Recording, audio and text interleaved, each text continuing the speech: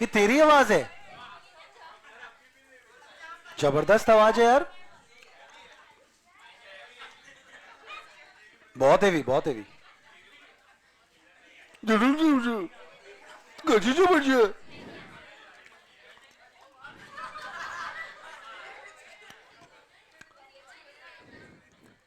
All right बच्चों, we are back, we are back.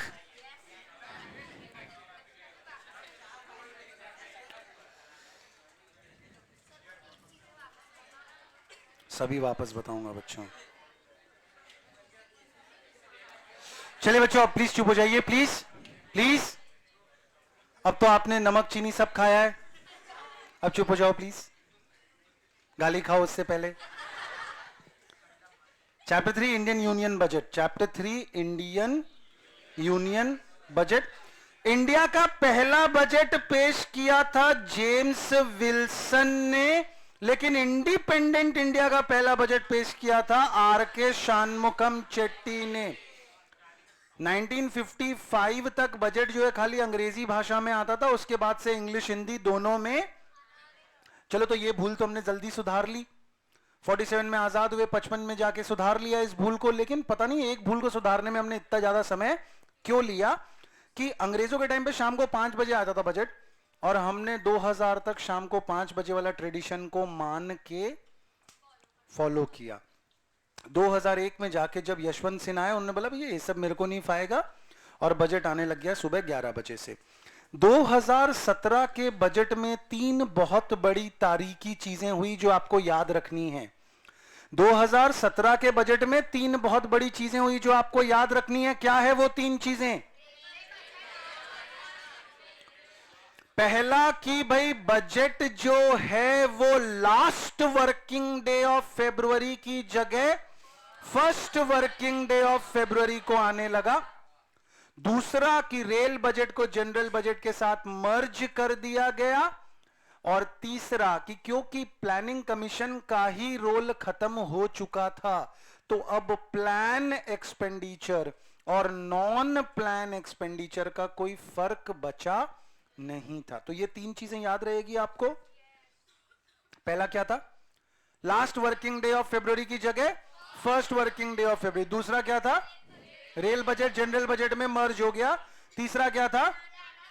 Plan और non plan, unplanned मत बोलना, नॉन प्लान एक्सपेंडिचर का फर्क हट गया। याद रहेगा? केसी नियोगी और एचएन बहुगुणा 2 ऐसे फाइनेंस मिनिस्टर्स हैं जो फाइनेंस मिनिस्टर तो बने, घोड़ी चढ़ पाए। ये record of presenting, maximum number of budgets present करने का रिकॉर्ड किसके पास है? श्री, इसका नाम में ही दसाई है, दसाई है तो 10 बार इसने बजट पेश कर दिया। मोरारजी देसाई, ठीक है ना, गुजरात के ही थे, ये मरना ही भूल गए थे, वो जिंदे रहते जा रहे। 101, 2, 3, 4 लोगों ने कहा सर आप एक चीज भूल रहे हैं। बोले क्या? बोले मरना। Oh, that's important. For the first time in 92 years, ये रेल बजट फिर सब कुछ अपन ने पढ़ लिया, ठीक है, समझ गए ना? So nice, so nice. Article, constitution में आपको पता है कि सेक्शन नहीं होता है, आर्टिकल होता है। तो आर्टिकल 112 जो है वो एनुअल फाइनेंशियल स्टेटमेंट की बात करता है, जिसमें 3 इंपॉर्टेंट फंड होते हैं। पहला फंड है कंटिंजेंसी फंड, पहला फंड है कंटिंजेंसी फंड। ये पूरा पूरा किसके कंट्रोल में रहता है? अच्छा, प्रेसिडेंट को 500 करोड़ रुपए तक का फंड दिया गया है। इसको खर्च करने से पहले क्या प्रेसिडेंट को किसी से पूछने की जरूरत है? आंसर इज नो, किसी से पूछने की जरूरत नहीं है। प्रेसिडेंट इसे खर्च कर देगा, उसके बाद दोबारा जब रिफिल करवाना होगा तो मतलब सब्सिक्वेंट अप्रूवल लेगा, मतलब खर्च करने के बाद अप्रूवल लेगा, ठीक है ना। प्रेसिडेंट ऐसे अप्रूवल मांगता हुआ अच्छा नहीं लगता ना। एक तो बेचारे को दिया 500 करोड़ रुपए आपने, उसमें बेचारा पूछता रहे भाई साहब मैं ये खर्च कर दूं क्या? और मोस्ट इंपॉर्टेंटली कि बहुत ही कंटिंजेंट इवेंट में यूज करने वाली चीज है, तो वहां पे शायद इतना पूछने पुछाने में समय बर्बाद करना नहीं चाहिए। बोलो बात समझ में आ गई? नेक्स्ट है पब्लिक अकाउंट। पब्लिक अकाउंट में तो आपको ऐसे मान के चलना है कि भाई किसी का प्रोविडेंट फंड का पैसा सरकार के पास अगर पड़ा है तो वो सरकार का पैसा है ही नहीं, वो सरकार का पैसा, वो तो एक अमानत है, वो तो एक अमानत है। किसी और का पैसा आपके पास अमानत के तौर पे पड़ा है, वो पैसा आपका नहीं है। तो money does not belong to the government, select savings, PPF etcetera, इसीलिए गवर्नमेंट का पैसा है ही नहीं, government is only acting as a banker, तो नो अप्रूवल। अब आ गया सबसे इंपॉर्टेंट फंड, वो फंड जहां से भारत सरकार अपना सारा इनकम और एक्सपेंडिचर मैनेज करती है, उस फंड का नाम है कंसोलिडेटेड फंड। तो बोला है कि this is the key to the budget, यानी कि आप अगर वाकई में भारत का बजट समझना चाहते हैं तो आपको कंसोलिडेटेड फंड को देखने की जरूरत है। मोस्ट इंपॉर्टेंट, गवर्नमेंट का सारा रेवेन्यू और एक्सपेंडिचर, और इसमें से पैसा खर्च करने से पहले आपको पार्लियामेंट से अप्रूवल लेना। तो तीनों फंड का नेचर अलग है, यहां प्री अप्रूवल है, यहां पोस्ट अप्रूवल है, यहां नो अप्रूवल है। बात समझ में आ रही है? कंसोलिडेटेड फंड से खर्च करने में प्रायर अप्रूवल है, कंटिजेंसी फंड से प्रेसिडेंट को खर्च करने में सब्सिक्वेंट अप्रूवल है, और अपना पब्लिक वाला जो है नो अप्रूवल है। ठीक है, बहुत ही बढ़िया। अच्छा, ये प्रायर अप्रूवल में ही तो अपने को फिर याद आएगा ना कि वो डिमांड फॉर ग्रांट करता है, मांगता है कि मेरे को इतना पैसा दे दो। तो डिमांड फॉर ग्रांट क्या होता है? Estimate of expenditure from consolidated fund presented for voting in Lok Sabha. आप बताते हो कि जी इतना इतना खर्चा लगेगा, आप उस पर वोटिंग करवा रहे हो, अप्रूवल ले रहे हो। जनरली एक डीएफजी सबमिट किया जाता है एक मिनिस्ट्री के द्वारा। रेलवे मिनिस्ट्री आके बता रही है कि हमें इतना पैसा चाहिए, टेलीकॉम मिनिस्ट्री आके बता रही है कि हमें इतना पैसा चाहिए, सिविल एविएशन मिनिस्ट्री आके बता रही है कि हमें इतना पैसा चाहिए। बहुत बड़ी मिनिस्ट्रीज जो होती हैं, जैसे कि रेलवे हो गया, डिफेंस हो गया, ये लोग शायद एक से ज्यादा डीएफजी भी सबमिट कर सकते हैं। तो generally one for each ministry, at times more than one for larger ministries, at times more than one for, बोलो बात समझ में आई? post the discussions on budget proposal, post the discussions on budget proposal and voting, government introduce करती है appropriation bill. Demand for grant में आप मांगते हैं और अप्रोप्रिएशन बिल आपको वो पावर देता है कि आप विड्रॉ कर सकें पैसा कंसोलिडेटेड फंड से। Demand for grant pre voting की चीज है और अप्रोप्रिएशन बिल वोटिंग के बाद का चीज है, जो कि गवर्नमेंट को ये पावर देगा कि वो कंसोलिडेटेड फंड यानी सरकार की तिजोरी से पैसा निकाल सकें। सरकार की तिजोरी is consolidated fund of India. ठीक है, हर साल बजट में नए टैक्सेस क्या आएंगे, पुराने टैक्सेस में क्या परिवर्तन होगा, ये डिटेल्स भी तो जानने को मिलती है ना भोले बच्चों। और उसी को अपने क्या कहते हैं, फाइनेंस बिल। आपको यह समझना है कि जब भी कोई प्रपोजल एंटर करवाया जाता है तो वो बिल होता है। लोकसभा राज्यसभा के अप्रूवल के बाद में जब प्रेसिडेंट ऑफ इंडिया उस पर अपनी मोहर लगा देता है तो वो एक ऑर्डिनेंस या फिर एक एक्ट बन जाता है। ठीक है, बहुत ही बढ़िया। पैसे से रिलेटेड कोई भी बिल अगर होगा तो वो हमेशा ओरिजिनेट कहां पे होगा? लोकसभा में ओरिजिनेट होगा। पैसे से रिलेटेड अगर कोई बिल होगा तो कहां पे ओरिजिनेट होगा? राज्यसभा चाहे तो उसके ऊपर में अपनी टिप्पणियां कर सकती है कि ये बदलो वो बदलो। 75 दिनों में इसको आपको अप्रूव करवाना पड़ता है। आइए देखते हैं कि किस किस स्टेज से गुजर के सरकार अपने बजट को कंप्लीट कर पाती है। सबसे पहले क्या बोला है? Circular form and details. मतलब क्या हुआ? कि लगभग 6 महीने, ये क्वेश्चन भी मैंने आपसे पूछा था कि सबसे पहली प्रक्रिया कब स्टार्ट होती है, तो बजट के आने के 6-7 महीने पहले, बजट के आने के आप क्या करते हो, सर्कुलर भेज देते हो। सर्कुलर मतलब हो गया इंटरनल कम्युनिकेशन के लिए भेजी गई चिट्ठी। किसको भेजते हो, अलग अलग मिनिस्ट्रियों को, और फिर डेटा इकट्ठा करते हो। ये डेटा कौन इकट्ठा कर रहा है, जो ग्राउंड लेवल के ऑफिशियल्स हैं वो लोग इकट्ठा कर रहे हैं, और उसको चेक करने का काम, स्क्रूटिनाइज करने का काम कौन कर रहा है, टॉप ऑफिशियल्स कर रहे हैं। तो भाई डिफेंस मिनिस्ट्री में ग्राउंड लेवल के ऑफिशियल्स होंगे जो बता रहे हैं इतनी दाल चाहिए, इतना नमक चाहिए, इतने जूते चाहिए, इतना बूट पॉलिश चाहिए, ये सारी चीज वो बता रहे हैं। टॉप लेवल के ऑफिशियल्स उसको 2+2 जोड़ के चेक कर रहे हैं कि हाँ भाई सही है कि नहीं। फिर वो भेज दे रहे हैं फाइनेंस मिनिस्ट्री को वो डेटा, फिर फाइनेंस मिनिस्ट्री उसको एक बार वापस से चेक कर रहा है कि भाई पिछली बार के अनुसार, पुराने डेटा के अनुसार ये वाली चीज जो है वो सही लग रही है या नहीं। बोलो बात समझ में आ रही है। तो क्या बोला है, submitted by ground official, scrutinised by top official. Finance ministry एक बार फिर से कोरिलेट करता है एस्टीमेट को करंट इकोनॉमिक्स स्टेट के साथ, और अब भारत सरकार के पास क्या रिसोर्सेज हैं उसके साथ। तुम तो मांग लोगे 5,000 करोड़ रुपया, पर भारत सरकार को तो यह भी देखना पड़ेगा ना कि उसके पास देने के लिए है कितना पैसा। तो जितना पैसा एजुकेशन मिनिस्ट्री ने मांगा, जितना पैसा डिफेंस मिनिस्ट्री ने मांगा, जरूरी नहीं है कि भारत सरकार उतना पैसा सैंक्शन करेगी। बोलो बात समझ में आई। फिर आ गया budget composition, allocation of revenues to various administrative ministries in case of dispute. Finance minister किससे बात करेगा, कैबिनेट का मतलब हो गया सारे जो मंत्री हैं, मंत्रिमंडल जो है उनसे बात करेगा, एंड ऑब्वियसली पीएम से बात करेगा। FM prepares a report, FM यानी कि फाइनेंस मिनिस्टर। फाइनेंस मिनिस्टर को पैसा दिलाने वाली दो संस्था है, सीबीडीटी और सीबीआईसी।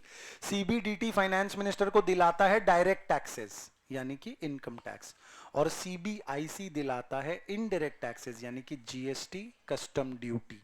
ठीक है, तो इन्हीं से तो इसको पता चलेगा कि अगले साल मेरे पास कितना पैसा होने वाला है, क्योंकि majority of your revenue, government का मेजॉरिटी कमाई कहां से आएगा, टैक्सेस से आएगा।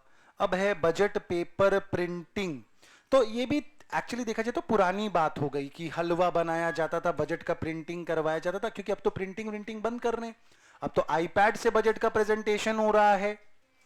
तो बजट हलवा सेरेमनी में क्या होता था कि इतने समय से लोग मेहनत कर रहे थे, नंबर क्रंचिंग कर रहे थे, तो बजट प्रिंट होने जाता था तो मुंह मीठा करवाया जाता था, हलवा वलवा खिलाया जाता, फिर उनको कमरे के अंदर कुंडी लगा के बंद कर दिया जाता था,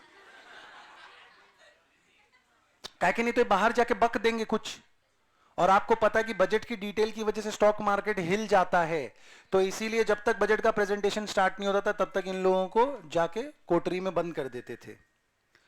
In order to ensure secrecy, आपको मजाक लग रहा है, the officers involved remained isolated in the north block basement में बंद कर दिया इनको, till finance minister starts the budget presentation in parliament। तो क्या हलवे में दवा हुआ मिला देते थे, हलवा खा के लोग भंड हो जाते थे, फिर उनको बेसमेंट में बंद कर देते थे। ठीक है जी, फिर आगे अपना बजट प्रेजेंटेशन, उसके बाद निर्मला सीतारमण जी बोलना चालू करती हैं, तो 2-2.5 घंटे तक बोलती रहती हैं, है ना, इनका रिकॉर्ड है। 5 सबसे लंबी स्पीचेस को देख रहे हैं तो 2 इन्होंने ही दी है, वाह भाई वाह।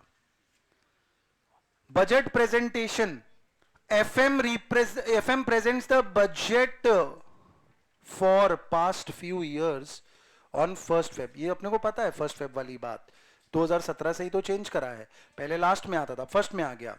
अच्छा, ये बहुत इंपॉर्टेंट है बच्चों, जिस साल इलेक्शन है, अब मान लो 2024 है, 2024 में चुनाव होगा, अब 2024 में चुनाव होगा, मान लो चुनाव होगा जुलाई से लेके अगस्त तक, ठीक है, तो अब साल तो अप्रैल से स्टार्ट हो जाएगा, तो बजट तो बनाना पड़ेगा, लेकिन अब बजट जो है वो इलेक्शन तक का बनेगा, बजट जो है वो इलेक्शन तक का बनेगा, और फिर इलेक्शन के बाद हो सकता है सरकार बदल जाए या फिर ना बदले, जो भी हो, जो भी सरकार बनाएगा फिर वो इलेक्शन के बाद वापस से उस साल के बाकी समय के लिए बजट बनाएगा। बात समझ में आ रही है। इलेक्शन ईयर में बजट 2 बार बनाया जाता है, पहला हो गया interim budget, is presented before the election. Interim budget is presented before the election, and when the new government comes to power, budget is presented again. तो आपसे पूछ लिया जाएगा दो बजट कब बनाए जाते हैं, आपको बोलेंगे जब दो फाइनेंस मिनिस्टर्स हों. आंसर इज नहीं, जब इलेक्शन ईयर हो.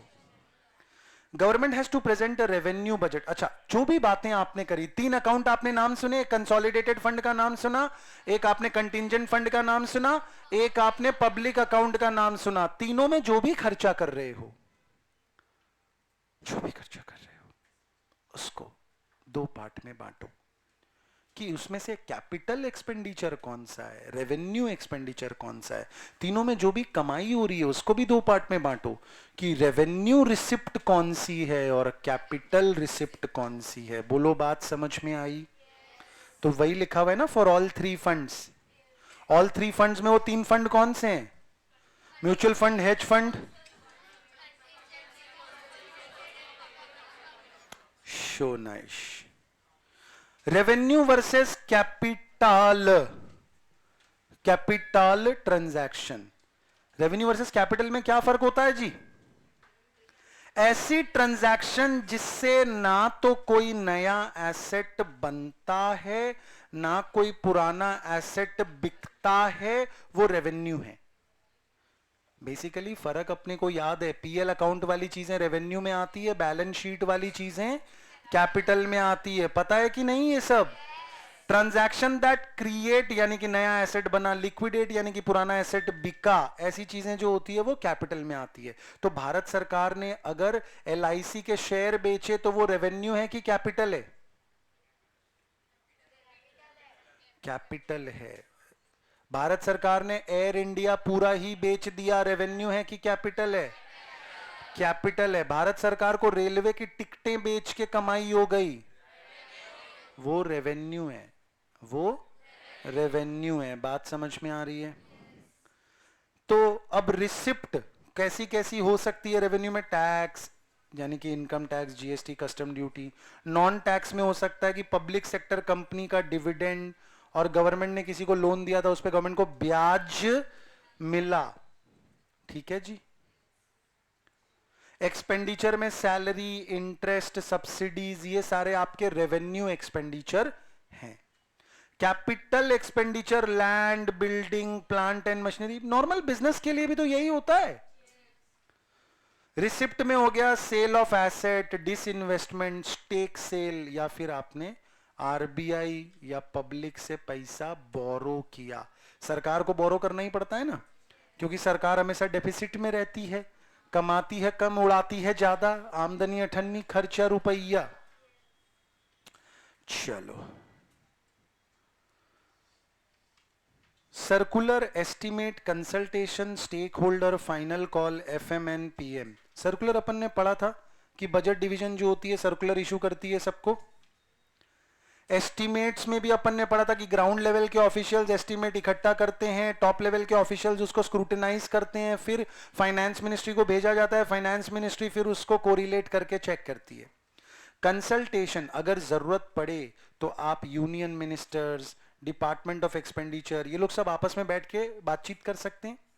स्टेक होल्डर, डीईए का मतलब हो गया department of economic affairs, DEA का मतलब हो गया डिपार्टमेंट ऑफ इकोनॉमिक अफेयर्स, डीओआर का मतलब हो गया department of revenue, department of revenue, क्योंकि टैक्सेस तो डिपार्टमेंट ऑफ रेवेन्यू के अंडर की चीज है.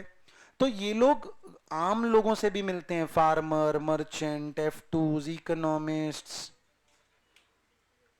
इन सब से मिलके इनकी राय जानने की कोशिश करते हैं कि आखिर ये लोग बजट से क्या एक्सपेक्टेशंस रख रहे हैं, क्या चाहते हैं. बोलो, बात समझ में आई?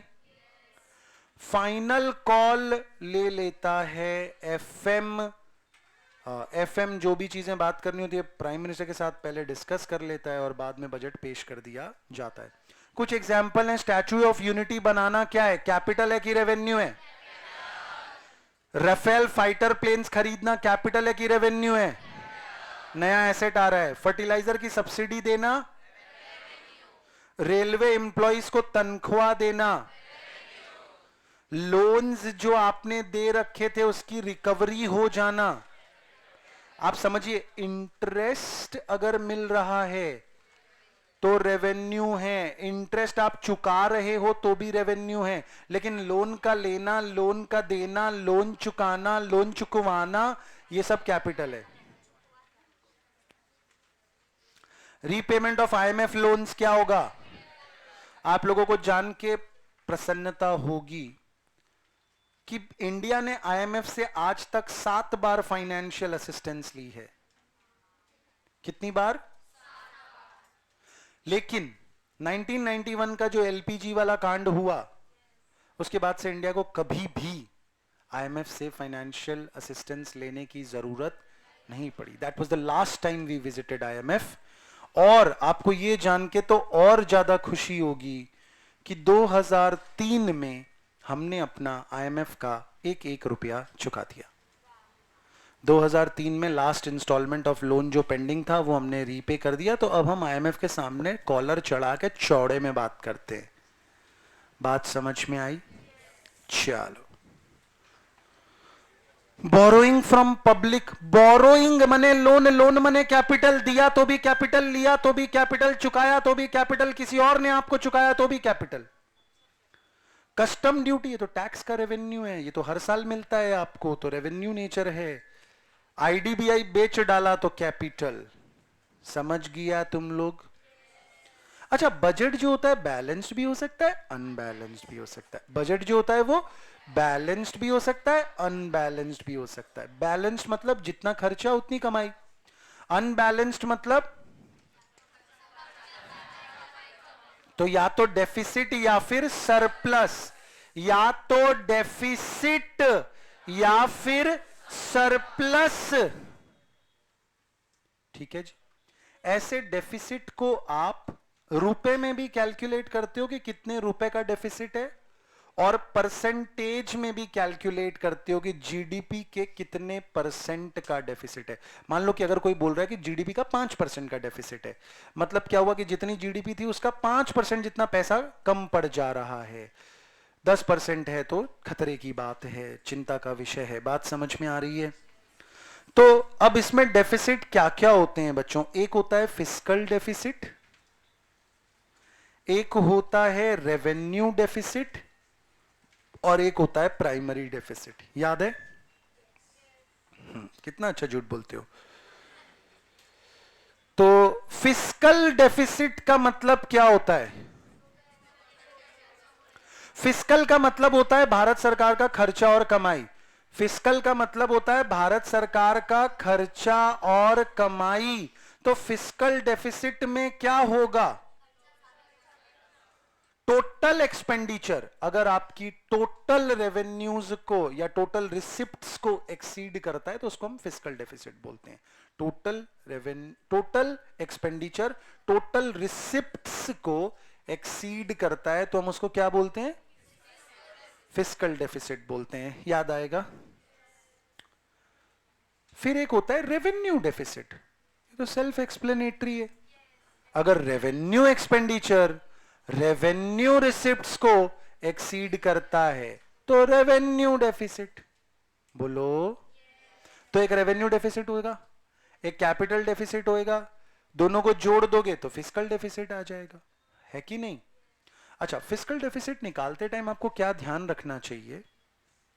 आप सारे खर्चे लोगे, यस। सारे रेसिप्ट लोगे, सारे रिसिप्ट लोगे, लेकिन बोरोइंग्स नहीं लोगे ना, क्योंकि बोरोइंग लेने के बाद तो डेफिसिट बचेगा ही नहीं। मतलब कि आपका खर्चा लगा 800, आपके पास थे 600, तो आपने क्या किया? 200 का बोरोइंग ले लिया। अगर तुम 200 का बोरोइंग गिन लोगे तब तो 800 आएगा, कभी डेफिसिट आएगा ही नहीं। तब तो 800 आएगा, कभी भी डेफिसिट आएगा ही। बोलो, बात समझ में आ रही है? ये लैंग्वेज कहां पे है देखिए। Government describes the fiscal deficit of India as the excess of total disbursements from the consolidated fund of India excluding payment of the debt over total receipts into fund excluding the debt receipts during a financial year. Debt के through जो पैसा आपके पास आया था उसको receipts में गिनोगे ही नहीं, उसको गिन लोगे तब तो कोई डेफिसिट आएगा ही नहीं ना। उसको अगर आप गिन लोगे तब तो कोई डेफिसिट आएगा ही नहीं। तुम्हारे पास में 50 पैसा था, तुमने 1 रुपया खर्च किया, कहां से खर्च किया? 50 पैसा किसी से मांग के खर्च किया, तो उसको गिन लोगे तब तो 1 रुपया इज इक्वल टू 1 रुपया हो जाएगा। बोलो बात समझ में आ रही है? Fiscal deficit, total expenditure of the government, तो आपने बोला कैपिटल खर्चा भी जोड़ो, रेवेन्यू खर्चा भी जोड़ो, minus total income of the government. इसमें रेवेन्यू रिसिप्ट ले लो, रिकवरी ऑफ लोन ले लो, अदर रिसिप्ट्स ले लो, बस सिर्फ जो आपने बोरोइंग लिया उसको काउंट मत कीजिए। फिस्कल डेफिसिट ऐसा माना गया था कि 6.4% ऑफ द जीडीपी रहेगा, लेकिन फिर गवर्नमेंट ने खुद ही प्रोजेक्ट किया कि भाई शायद 6.8% का फिस्कल डेफिसिट रहने वाला है, फिर और रिवाइज करके 6.9% हो गया। स्टेट्स विल, ये सब 6.8 6.4 ये परसेंटेज किसका है? जीडीपी का। आपने अभी तो पढ़ा कि डेफिसिट को आप दोनों ही तरीके से मेजर करते हैं, एक रूपी टर्म में मेजर करते हैं कि कितने रुपए का डेफिसिट है, और दूसरा एक परसेंटेज टर्म्स में भी मेजर करते हैं कि जीडीपी के कितने प्रतिशत का डेफिसिट है। अच्छा, मोस्ट इंपॉर्टेंट, प्राइमरी डेफिसिट क्या होता है?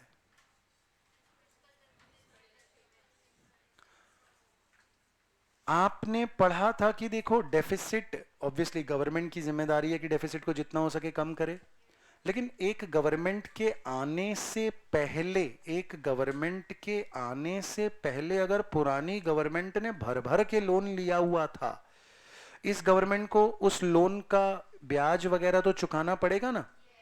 तो ये गवर्नमेंट कह रही है कि भाई ये ब्याज का खर्चा मेरी गलती नहीं है, ये मैं नहीं कर रहा, ये खर्च ये तो पुराने लोगों का लोन लिया हुआ था, मुझे तो उसकी सिर्फ जिम्मेदारी को निभाना पड़ रहा है। तो दो तरीके से आप डेफिसिट को स्टडी करते हैं, एक तो हो गया फिस्कल डेफिसिट जिसमें सब कुछ जोड़ा हुआ है, और फिस्कल डेफिसिट से अगर आप इंटरेस्ट का खर्चा हटा दें, फिस्कल डेफिसिट से अगर आप इंटरेस्ट का खर्चा हटा दें देवियों और सज्जनों, तो आपके पास क्या आ जाएगा? प्राइमरी डेफिसिट आ जाएगा। बोलो बात समझ में आई? एक एग्जाम्पल है, रेवेन्यू एक्सपेंडिचर है आपका 22,250 का, कैपिटल एक्सपेंडिचर है 28,000 का, रेवेन्यू रिसिप्ट है 17,750 की, कैपिटल रिसिप्ट्स है 20,000 की, नेट ऑफ बोरोइंग्स, मतलब इसमें बोरोइंग्स नहीं कंसिडर किया गया है, और अपने को ऐसा ही चाहिए क्योंकि फिस्कल डेफिसिट निकालने के लिए अपने को क्या करना होता है बच्चों? Total expenditure minus total receipts. तो मेरा टोटल एक्सपेंडिचर कितना है? देखो, कैपिटल एक्सपेंडिचर है 28,000 और रेवेन्यू एक्सपेंडिचर है 22,250, है ना। कैपिटल एक्सपेंडिचर है 28,000, तो मैंने लिखा 28,000 प्लस रेवेन्यू एक्सपेंडिचर कितना है? 22,250, 50,250 आ गया, और टोटल रेवेन्यू कितना है?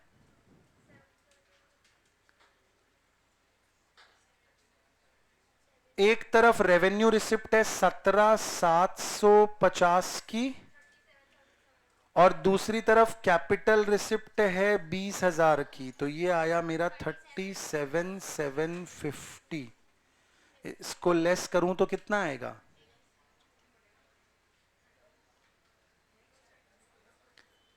12,500 आया। अब ये 12,500 मेरे को कम पड़ा, इसीलिए तो डेफिसिट है ना, क्योंकि मेरी कमाई तो थी सिर्फ 37,750 रुपए की, लेकिन मैंने खर्चा करना था 50,250, तो 12,500 रुपए कम पड़ा ना। ये 12,500 आपने क्या किया? लोन ले लिया। ये 12,500 आपने क्या किया? लोन ले लिया, तो फिस्कल डेफिसिट आ गया। अब इस फिस्कल डेफिसिट से तुम लेस कर दो इंटरेस्ट का खर्चा, तो तुम्हारा क्या आ जाएगा? ये सम्स आपको आते हैं अच्छे से? तो ऐसी कौन सी ज्यादा जरूरी बात है जो आपको ये जब समझा रहा हूं तब करना अनिवार्य हो गई? मुंडी नीचे करने से आंसर मिल जाएगा एग्जाम में?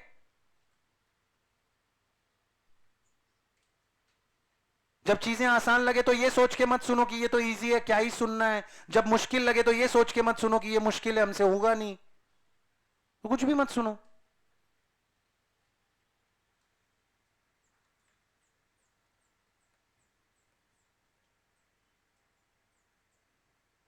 हाँ जी, प्राइमरी डेफिसिट का मतलब क्या होता है? आप बोल रहे हो कि भले ही इतने रुपए का फिस्कल डेफिसिट होगा, 12,500 करोड़ रुपए कम पड़े, ठीक है, पर सारा गलती तो मेरा नहीं है ना। कौन सी चीज को मैं अपनी गलती नहीं मानता? जो पहले के लोन पे ब्याज भरना पड़ा, तो मैं इसमें से ब्याज को लेस कर देता हूं। ब्याज कितना है? ये 5,000 ब्याज को लेस किया तो 7,500, ये तो मेरी जिम्मेदारी थी। इस डेफिसिट को तो कम करना मेरी जिम्मेदारी है ना। ये तो प्राइमरी डेफिसिट है, ये तो इसी साल का खर्चा ऐसा है जो ज्यादा हो गया है। ब्याज व्याज इसमें कंसिडर नहीं कर रहे हैं। बात समझ में आई? ऐसी डिटेल दे कि आपसे रेवेन्यू डेफिसिट पूछ लिया जाए तो क्या बोलोगे? रेवेन्यू एक्सपेंडिचर 22,250 है, रेवेन्यू रिसिप्ट 17,750 है, तो 22,250 में से आपको लेस करना है 17,750, तो क्या आंसर आ जाएगा? 4,500 का आंसर आ जाएगा। बोलो हाँ या ना। बात समझ में आई? मुश्किल है क्या? नहीं ना? बन गया। इसी के साथ ये चैट पर हो गया खत्म। इस चैप्टर में सबसे ज्यादा आपको तंग करने वाली चीज अगर कोई है तो वो यही है, डेफिसिट वाली चीज। इसको थोड़ा सा भी दिमाग से पढ़ लोगे तो दिक्कत नहीं आएगी। Fiscal deficit is nothing but total deficit. Fiscal deficit is nothing but, इसीलिए total expenditure minus total revenue, revenue या रिसिप्ट, रिसिप्ट में मैंने लिख दिया एक्सेप्ट बोरोइंग्स, तो आपका फिस्कल डेफिसिट आ जाएगा। इस फिस्कल डेफिसिट से आप लेस कर दोगे इंटरेस्ट, तो आपका प्राइमरी डेफिसिट आ जाएगा। और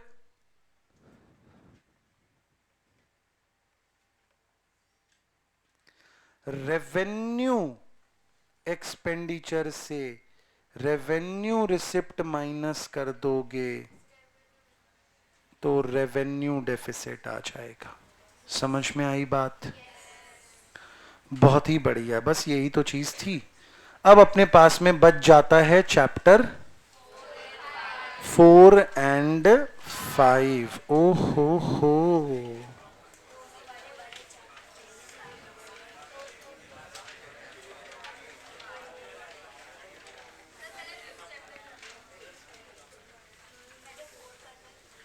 फीफत फीफत करेंगे, फीफत। चलिए चैप्टर 5 में आ गए हैं, इंडियन इकोनॉमी को पढ़ेंगे अभी।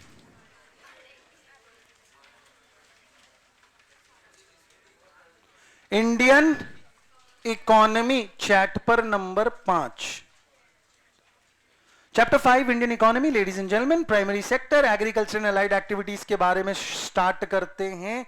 किताब में एक जगह पे लिखा हुआ है primary source of livelihood for about 58% of the population. Data obviously गलत है ये, बट फिर भी लिखा हुआ है तो पढ़ना पड़ेगा, ठीक है ना। GVA added by this sector is 17.8%, यानी कि ग्रॉस वैल्यू जो जीडीपी में ऐड हो रहा है लगभग 18% का एग्रीकल्चर से आ रहा है। इंच 42 के अनुसार Indian agriculture sector is predicted to increase to 24 billion by 2025। ये भी वाहियात तरीके से गलत डेटा है।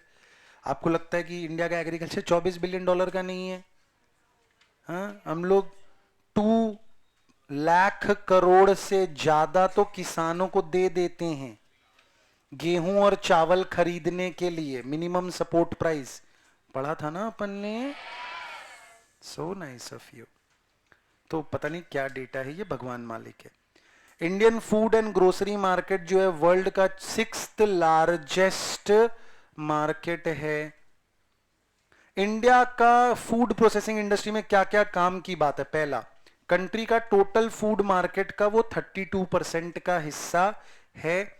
और अगर अपने इन टर्म्स ऑफ इंडस्ट्रीज गिनने जाएंगे तो 5th आता है in terms of production, consumption, exports and expected growth. India की सारी इंडस्ट्री को आप अरेंज करोगे कि किस में ज्यादा प्रोडक्शन होता है, कहाँ ज्यादा कंजम्पशन है, कहाँ एक्सपोर्ट का पोटेंशियल है, किसका ग्रोथ होने का पोटेंशियल हाई है, तो उसमें ये मार्केट 5वें नंबर पे आता है। ये चीजें याद रखना मुश्किल है बच्चों। 13% ऑफ इंडियाज एक्सपोर्ट्स फिर भी अपने याद रख सकते हैं। ठीक है। FDI equity inflow 9.08 billion dollar का है 19 सालों में।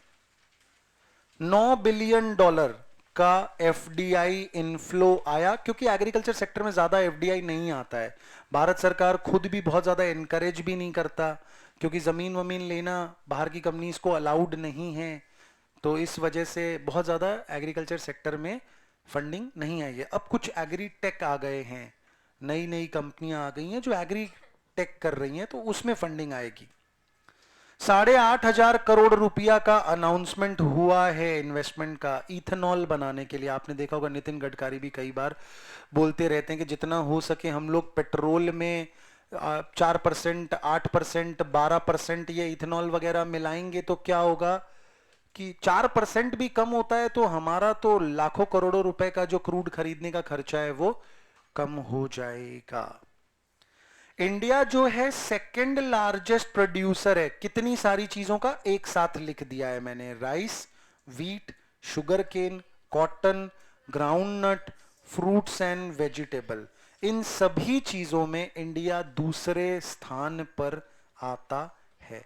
तो राइस में भी हम नंबर 2 हैं, व्हीट में भी, शुगर केन में भी, कॉटन में भी, ग्राउंड नट में भी, फ्रूट्स एंड वेजिटेबल्स में भी। ऑर्गेनिक फूड सेगमेंट जो है बिना पेस्टिसाइड, इंसेक्टिसाइड, फर्टिलाइजर वाला खाना, उम्मीद है कि वो आने वाले समय में काफी हेल्दी रेट पे बढ़ेगा और लगभग 75,000 करोड़ पहुंच जाएगा 2025 में। 75,000 करोड़, 75,000 करोड़ इज रफली 9 बिलियन डॉलर। तो 9 बिलियन डॉलर का खाली ये होगा, और ये लोग बोल रहे हैं कि 24 बिलियन डॉलर का इंडियन एग्रीकल्चर है। What the hell is it. ठीक है। India produces 25% of the world's pulses. दुनिया की सबसे ज्यादा दाल कहां बन रही है? यहीं पे है मां की दाल, ढाबे की दाल, रेस्टोरेंट स्टाइल दाल, दाल तड़का, दाल फ्राई, डबल फ्राई, दाल पकवान, दाल मखनी, दाल चावल, बहुत ज्यादा अपने दाल खाते हैं। राजस्थान में एक मेगा फूड पार्क बनने का है, कम चांसेस हैं। Agri food startup got funding of 1.66 billion US dollar. तो आपने देखा था कि टोटल 9 बिलियन डॉलर जैसी फंडिंग आई हुई है 19 सालों में, जिसमें से पिछले 4 सालों में लगभग 1.66 बिलियन डॉलर की फंडिंग आई है। 2017 से 20 में इंडिया को 1 बिलियन डॉलर का फंडिंग मिला एग्रीटेक में। तो मैं आपको बता रहा था कि अब फंडिंग तेज होगी, क्योंकि ये एग्रीटेक कंपनीज जो आएंगे, एक मैंने आपको एक एग्जांपल दिया था, याद है, देहात। तो इस तरह की कंपनियां अब और आएंगी जो एग्रीटेक ज्यादा करेंगी, तो इनमें फंडिंग, किसानों को बेचारा कौन एफडीआई देगा?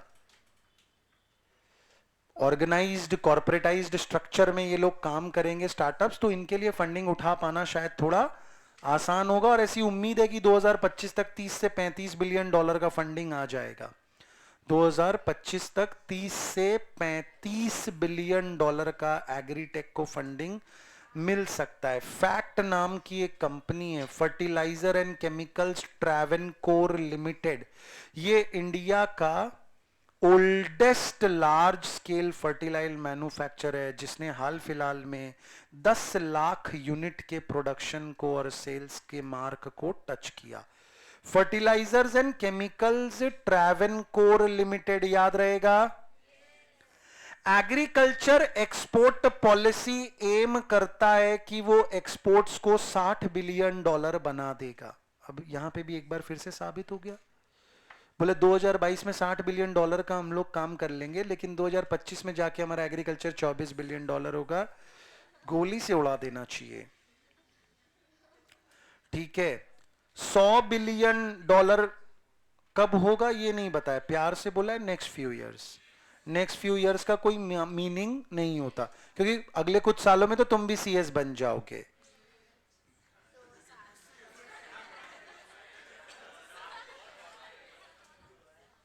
%100% FDI in food products and e-commerce under the automatic route. Automatic route मतलब किसी से पूछने की जरूरत नहीं है, पैसा फेंको तमाशा देखो। ठीक है जी। अब वेरियस स्कीम वगैरह का किसका क्या फंडिंग वंडिंग है सब एक साथ यहां पे ले आया हूं आप लोगों के लिए। प्रधानमंत्री किसान सम्मान निधि योजना 2021 करोड़ रुपया बांटा जा चुका है। मैंने आपको बताया था हर किसान को 2-2 हजार रुपया दिया, तो 2021 करोड़ रुपया बंट गया। पीएम आशा, प्रधानमंत्री अन्नदाता आय संरक्षण अभियान। आप चाहते हो कि अन्नदाता की इनकम प्रोटेक्ट हो। इनकम को प्रोटेक्ट करने के लिए आपको क्या करना पड़ेगा? फेयर प्राइस उसकी फसल का दिलाना पड़ेगा। तो फेयर प्राइसेस फॉर फार्मर याद रहेगा।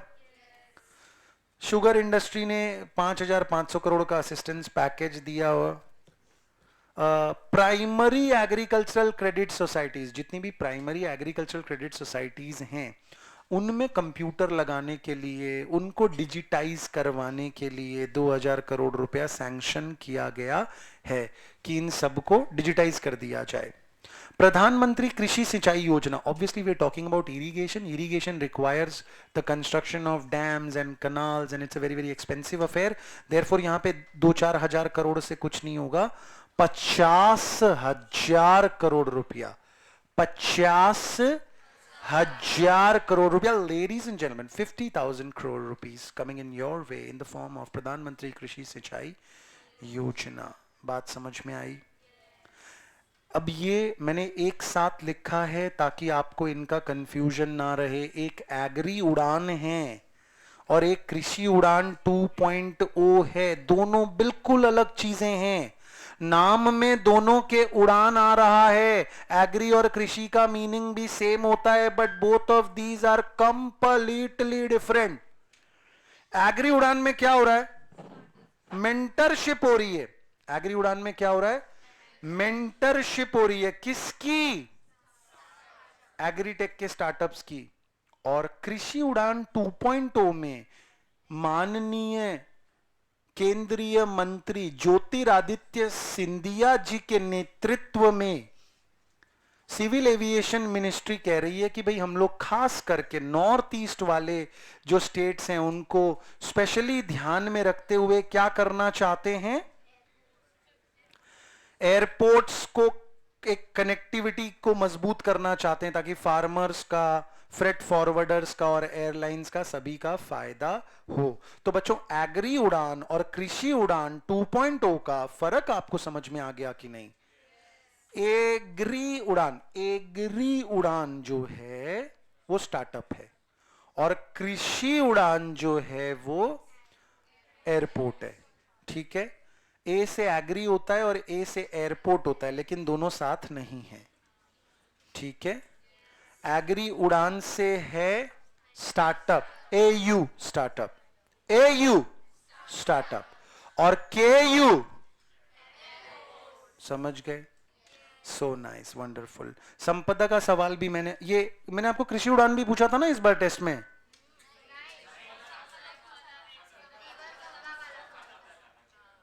एक सेकेंड, मैंने संपदा भी पूछा था और मैंने एग्री उड़ान भी पूछा था और मैंने गंगा भी पूछा था। मुझे मालूम है, मैंने खुद ही बनाया था। I have full clarity.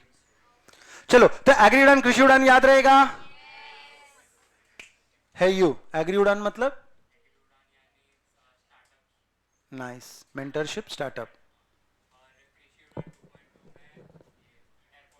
Airports को कनेक्ट करना है, खासकर किस पे फोकस रखते हुए, क्योंकि वहां पे रोड कनेक्टिविटी की थोड़ी हालत खराब है, रेल कनेक्टिविटी तो है ही नहीं। या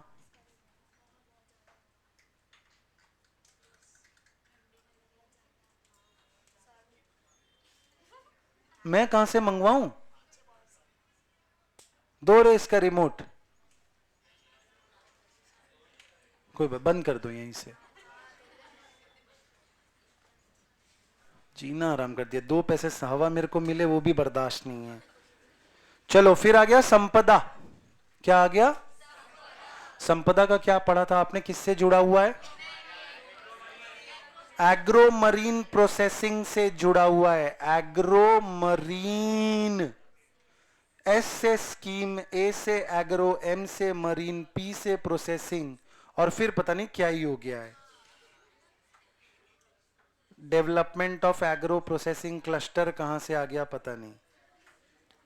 अच्छा, सितंबर 2021 में क्या किया गया? किसानों की मदद करने के लिए कई अमेजिंग कंपनियां साथ में मिली, जैसे कि सिस्को, निंजा कार्ट, जियो प्लेटफॉर्म, आईटीसी। बोला कि हम लोग साथ में मिलके क्या करेंगे, आपको एडवाइस करेंगे कौन सा सीड लो, कौन सा क्रॉप उगाओ, क्या करने का नहीं कर, सब बताएगा हम लोग। ठीक है। 2.37 लाख करोड़ अभी अपन पढ़ रहे थे किसानों को दे दिया गया है गेहूं और चावल को खरीदने के लिए। देवियों और सज्जनों, बात समझ में आई कि नहीं? Chemical free farming, chemical free, ये क्वेश्चन भी पूछा था। 5 किलोमीटर इसका आंसर था। बताओ तो कितने लोगों का सही हुआ?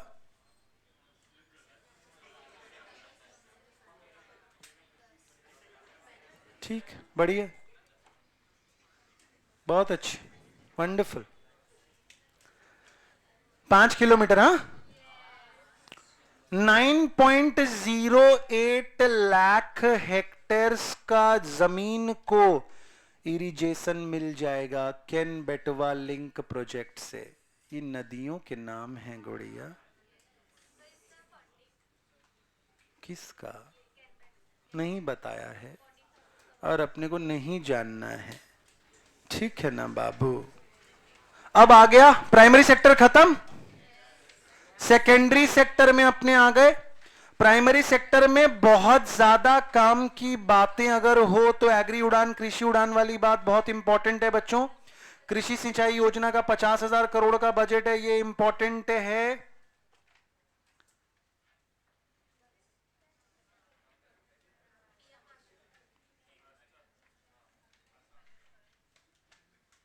ऑर्गेनिक फूड सेगमेंट 75,000 करोड़ पहुंच जाएगा 25 तक,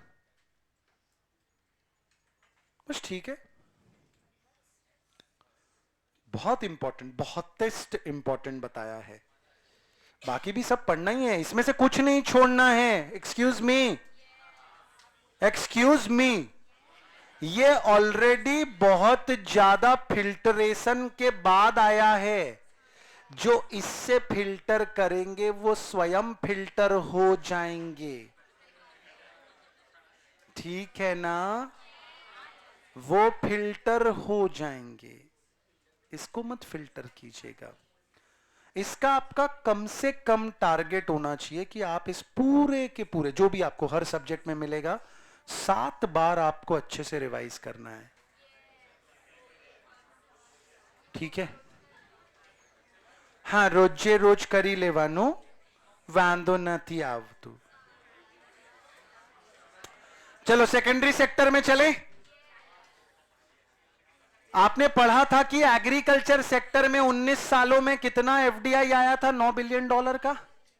यहां पे देखिए जरा, 18 सालों में 76.82, क्योंकि obviously we talking about secondary sector, plant, factory, मशीनें हो रही है यहां पे, इस सेक्टर में ज्यादा एफडीआई आना स्वाभाविक था। GE, siemens, HTC, Toshiba, Boeing, ये लोग बोल रहे हैं कि या तो हमने प्लांट बना डाला है या हम लोग बना डालेंगे, ठीक है? अच्छा, वन प्लस बोल रहा है कि इंडिया उसका लार्जेस्ट आर एंड डी का बेस बन जाएगा आने वाले 3 सालों में। बेवकूफ बना रहा है, कुल मिला के उसको प्रोडक्शन करना नहीं है इंडिया में, तो जैसे तैसे गोल गोल बातें कर रहा है कि हे Modi ji very good very good. ठीक है, मोदी जी का स्वैग देख रहे हैं बच्चों, वहां के लोग पैर छू रहे हैं मोदी जी के। वो समझो वो पैर नहीं छू रहे हैं मोदी जी के, इंडिया का जो मार्केट है और इंडिया के लोगों का जो परचेजिंग पावर है उसके पैर छू रहे कि इंडिया के डॉलर, इंडिया का पैसा, इंडिया का डॉलर, इंडिया का पैसा, उसको नमस्कार कर रहे। वरना यही मोदी जी को यूएस जाना अलाउड नहीं था, ही वॉज ब्लैक लिस्टेड कि आप जिंदगी में कभी यूएस आ नहीं सकते। और अब वो लोग सामने से बुला रहे हैं जो बका ने बुलाया ना कमला भाभी के साथ, कमला पसंद नहीं है, ठीक है। जो बाइडेन ने बुला लिया और ऐसा स्टेट पूरा एकदम मान सम्मान और फलाना ढिकाना, रेड कारपेट बिछाया जा रहा है, खुद आ रहा है एयरपोर्ट लेने के लिए। ट्रंप ने तो एकदम दोस्ती यारी निभाई ही थी, हाउडी मोदी, हाउडी मोदी करके प्रोग्राम रखा था यूएस में, और फिर इसने इसको यहां बुला लिया था, नमस्ते ट्रंप, है ना, विवेकानंदन। तो मोदी जी ने भी मजे ले लिए, डोनाल्ड ट्रंप, ठीक है।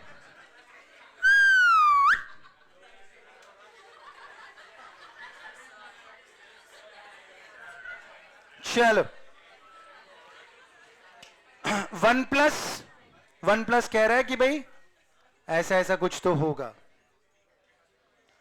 फिलाटेक्स इंडिया नाम की कंपनी है कि जो कह रही है कि फॉरवर्ड इंटीग्रेशन करेंगे। फॉरवर्ड इंटीग्रेशन करने का मतलब क्या होता है बच्चों?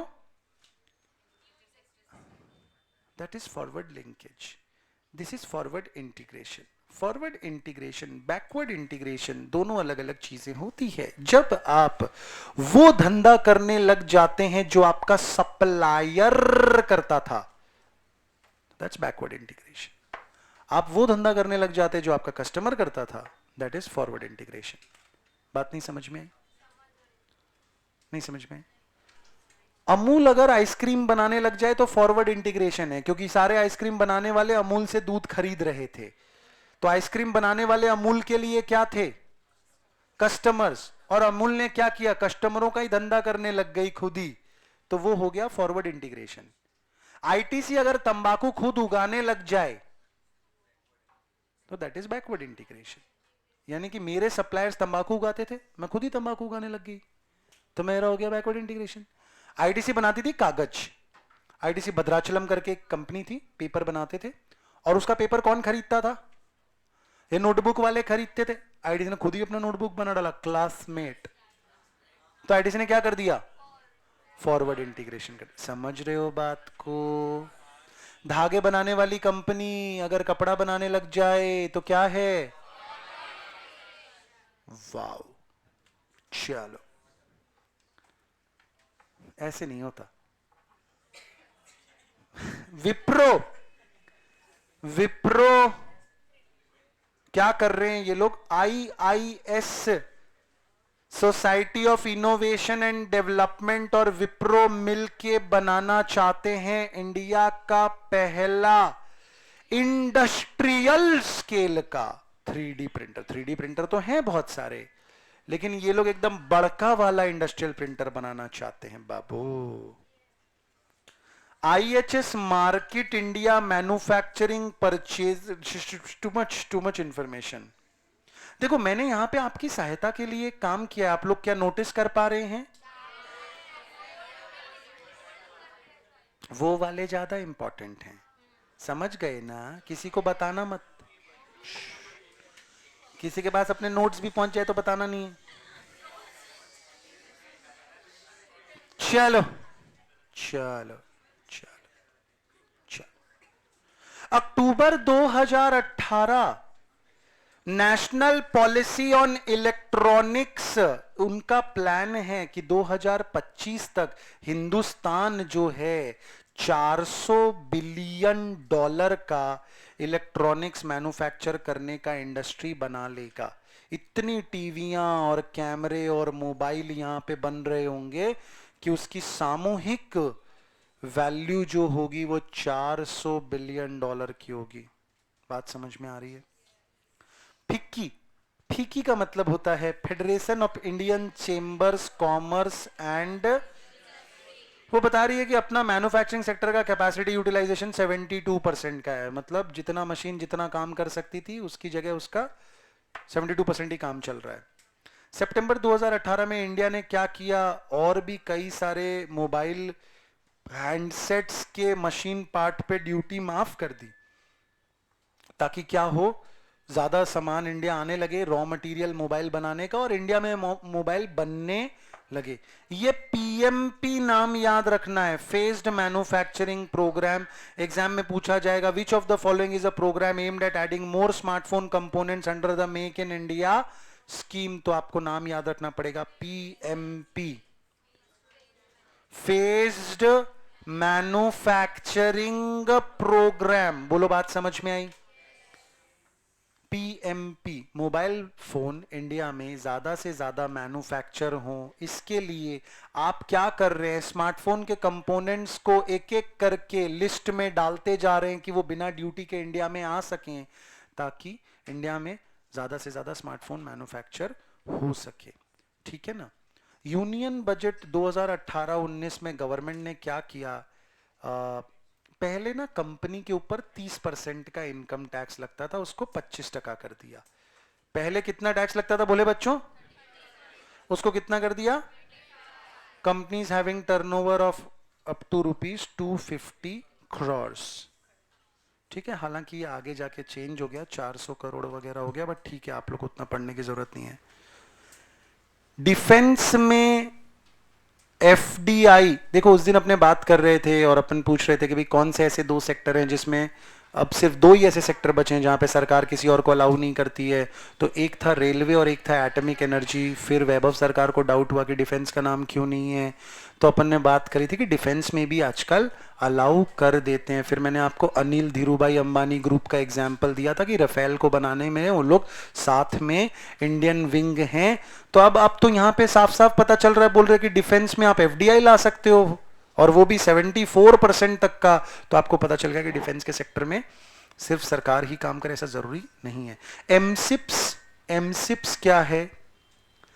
Modified special incentive package scheme है, जिसमें इन्वेस्टमेंट कमिटमेंट है 10,000 करोड़ का। तो बस अपने को एमसिप्स का वैल्यू याद रखना है, 10,000 करोड़। बाकी कुछ कुछ चीजें ना बच्चों मैं आपको करंट अफेयर्स में बताऊंगा जो हो सकता है कि आपको इकोनॉमिक्स में पूछ ली जाए। ठीक है, जैसे कि पीएलआई स्कीम है, प्रोडक्शन लिंक्ड इंसेंटिव स्कीम जो है, वो अपने आप में बहुत ही जबरदस्त काम कर रही है। तो उस सब की थोड़ी बहुत बातें करूंगा, तो कलेक्टिवली मैं आपको जो यहां पे और करंट अफेयर्स में पढ़ाऊंगा उससे दोनों का काम हो जाएगा। ठीक है, चलो, ये बहुत इंपॉर्टेंट है, अपने को याद है कि यूपी में एक डिफेंस इंडस्ट्रियल कॉरिडोर बनने वाला है। कहां बनेगा? झांसी में, 400 करोड़ रुपए का। 6 सबमरीन बनाएंगे। बाप रे बाप, 50,000 करोड़ रुपया, 50,000 करोड़ रुपया। ठीक है ना? बाय द वे, एक सबमर्सिबल डूब गई, टाइटन, जो गई थी टाइटैनिक के मलबे को घुमाने के लिए, और 5 लोग थे उसमें, पांचों के पांचों की मृत्यु हो गई। उसका $2.5 लाख का टिकट था।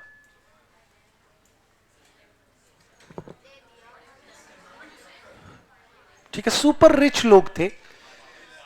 एक पिता पुत्र थे जो पाकिस्तान की रिचेस्ट फैमिली में से एक है, दाऊद, है ना? चलो कोई ना, आगे चलते हैं। 5 major fishing harbours in Kochi, Chennai, Visakhapatnam, Paradip and Petuaghat along with a multi-purpose seaweed park in Tamil Nadu are being developed. तो seaweed park कहां पे बन रहा है बच्चों? समुद्री वीड तमिलनाडु में चल रहा है ये सब। ऑपरेशन ग्रीन का क्या टारगेट है कि भैया प्याज, आलू और टमाटर से आगे निकलें, आलू प्याज टमाटर के आगे निकल के हरी सब्जियों पे हम जाएं। तो operation green to be extended to 22 perishable products, earlier limited to onion, potato and tomato. MITRA क्या है? मेगा इन्वेस्टमेंट टेक्सटाइल पार्क है जिसके तहत 7 इंटरनेशनल स्टैंडर्ड के टेक्सटाइल पार्क भोले बच्चों बनाए जाएंगे। इंडिया के मैन्युफैक्चरिंग सेक्टर के पास इतनी ताकत है कि वो $1 ट्रिलियन का बन जाए। कब तक? 2000। सब कुछ कब होगा? 2025 में होगा, जब आप लोग का CS कंप्लीट हो जाएगा। आप लोग तब इंडिया बदल चुका होगा बच्चों, ठीक है? तो लेट नहीं करना है अपने को, फटाफट 2025 में CS अपने को कंप्लीट कर लेना है, क्योंकि फिर इंडिया 1 ट्रिलियन पहुंच चुका होगा, आप लोग रह जाएंगे पीछे। समझ रहे हैं ना? ठीक है, समझ में ही नहीं आ रहा कि कटाक्ष किस पे है? इंडिया पे? जोहो 50 से 100 करोड़ रुपया बोल रहे हैं R&D पे इन्वेस्ट करूंगा। बहुत ज्यादा इंपॉर्टेंट नहीं है बच्चों, ये फिर भी इंपॉर्टेंट है कि विस्ट्रॉन कॉर्प जो है उसने ऑप्टिमस इलेक्ट्रॉनिक के साथ हाथ जोड़े हैं to manufacture laptop and smartphone. Amazon क्या बनाना स्टार्ट कर चुका है ऑलरेडी इंडिया में? Fire stick. सैमसंग जो है वो डिस्प्ले पैनल बनाना स्टार्ट कर चुका है नोएडा के प्लांट में। नोएडा के प्लांट में ये सब हो चुका है बच्चों। इसी के साथ अब हम पहुंच चुके हैं टर्शियरी सेक्टर पे। टर्शियरी सेक्टर में क्या है? ऑब्वियसली इंडिया की GDP का सबसे बड़ा हिस्सा, नेशनल इनकम का सबसे बड़ा हिस्सा कहां से आता है? टर्शियरी सेक्टर से आता है ladies and gentleman. India 8th है in terms of exporter of commercial service, लेकिन 2017 का डेटा, काफी पुराना। करंटली इंडिया जो है 2nd largest telecommunication and internet user market है। जाहिर सी बात है यार, इतने सारे लोग हैं हम लोग, और माशाल्लाह 11-11 घंटे 13-13 घंटे हमारे लौंडे अपना समय दे रहे हैं इंटरनेट का। तो जाहिर सी बात है, ये तो अफसोस की बात है कि अभी तक हम लोग 2nd हैं। मेरे को लग रहा है कि मैंने ही तुम लोगों को रोक रखा है, वरना तुम लोग भारत को नंबर 1 पे ले जाने का पूरा प्रयास करते, है ना? बेटा शर्म की बात है, तुम लोग शायद गर्व महसूस कर रहे हो, थोड़ा कंफ्यूज हो रहे हो तुम शायद। मैं अच्छी बातें नहीं कर रहा हूं तुम्हारे बारे में। You are suppose to feel insulted. चलो आगे चलते हैं। तो 2nd लार्जेस्ट टेलीकम्युनिकेशन और इंटरनेट यूजर मार्केट है बच्चों। अच्छा, भारती एयरटेल ग्रुप याद है? उन्होंने, किसी को बताना मत, सैटेलाइट कम्युनिकेशन का सर्विस लाइसेंस ले लिया है। क्या नाम है कंपनी का? One web. वन इसी तरीके से बच्चों इलॉन मस्क की भी एक तो कंपनी थी, क्या नाम था उसका? स्टारलिंक।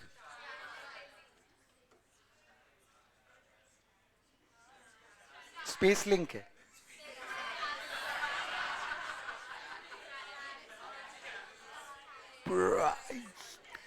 इंटरेस्ट ऐसा।